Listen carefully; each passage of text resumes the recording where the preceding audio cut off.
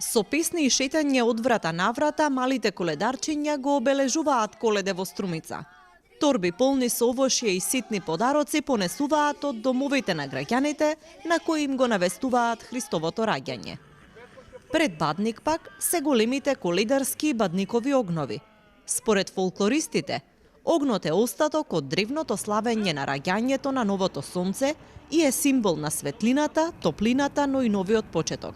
Огнот е символ на топлината, на светлината, на животот со еден збор кажано. Значи, огнот има и еден вид прочитителна функција. Кога ќе замине некој низ огнот, се сметало дека ќе ги изгоре злите сили, ќе ги изгоре сега со сегашни јазик кажано предизвикувачите на разни болести, просто кажано ќе ги истресе во пламенот и тие на тој начин ќе изгорат. Има голема символика огнот во религијата на сите народи од светот, па и во нашата религија.